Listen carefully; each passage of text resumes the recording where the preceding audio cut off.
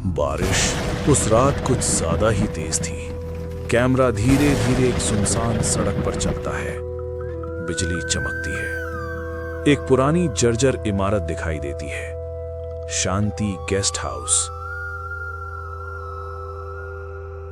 अचानक दरवाजे के सामने एक आदमी खड़ा है।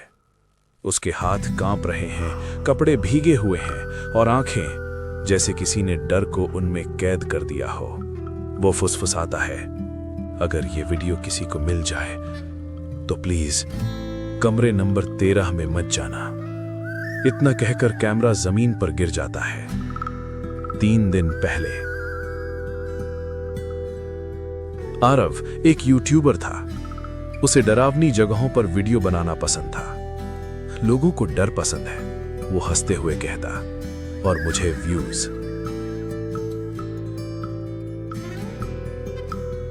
उसके दोस्त समीर कैमरामैन और नेहा रिसर्च करती थी। तीनों को खबर मिली थी कि शहर से दूर एक गेस्ट हाउस है, जहां से लोग एक कमरे में रात बिताने के बाद कभी बाहर नहीं आए। नेहा ने साफ कहा, यह सिर्फ अफवाह नहीं है। पिछले 20 सालों में 7 लोग गायब हुए हैं और सब कमरे नंबर 13 में रुके थे। आरव मुस्कुराया, तो हिट वीडियो पक्का, शांति गेस्ट हाउस।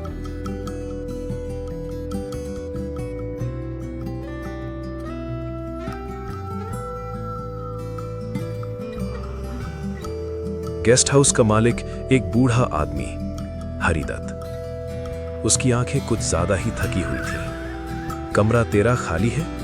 आरव ने पूछा। हरिदत्त का चेहरा सख्त हो गया। वो कमरा बंद रहता है। क्यों? समीर ने पूछा। कुछ सेकंड की चुप्पी, फिर वो बोला, क्योंकि वहां रात को मेहमान अकेले नहीं रहते। आरव हंसा, बस यही तो हम सुनना चाहते थे। पहली रात 12 बजे, कैमरा ऑन, कमरा नंबर 13। दीवारों पर नमी के निशान, छत से लटकता पंखा और एक आईना जो जरा अजीब लग रहा था। नेहा ने धीरे से कहा, इस कमरे ने आईना किसी और कमरे जैसा नहीं है। ये बहुत पुराना है। ठीक 12:13 पर पंखा अपने आप बंद हो गया। फिर ठक ठक ठक, दरवाजे पर दस्तक। आरव दरवाजा खोलता है, कोई नहीं, लेकिन कैमरा आईने में किसी तीसरे इंसान की परछाई रिकॉर्ड कर लेता है। राज की परतें। अगली सुबह नेहा गायब थी। कोई चीख नहीं, कोई आवाज नहीं, सिर्फ उसका मोबाइल आईने के सामने पड़ा था। मोबाइल में आखिरी रिकॉर्डिंग चलती है। नेहा कांपती आवाज में कहती है, यह कमरा लोगों को नहीं मारता, यह सच दिखाता है। आरव और समीर टूट चुके थे। वे हरिदत्त के पास गए। इस बार बूढ़ा रो पड़ा। 20 साल पुराना सच। यह गेस्ट हाउस पहले अस्पताल था। हरिदत्त बोला। कमरा 13 ऑपरेशन थिएटर। उसने बताया कि 20 साल पहले एक डॉक्टर आर्यन यहां काम करता था। वो बाहर से भगवान था, पर अंदर से हैवान। वो मरीजों पर गैर कानूनी प्रयोग करता। जो मर जाते उन्हें यहीं जला दिया जाता। एक रात एक नर्स अनाया ने सारा सच जान लिया। वो सबको बताने वाली थी, लेकिन डॉक्टर आर्यन ने उसी कमरे में उसकी हत्या कर दी। मरते समय अनाया ने आईने के सामने आखिरी सांस ली। आईने का राज। हरिदत्त की आवाज कांप रही थी।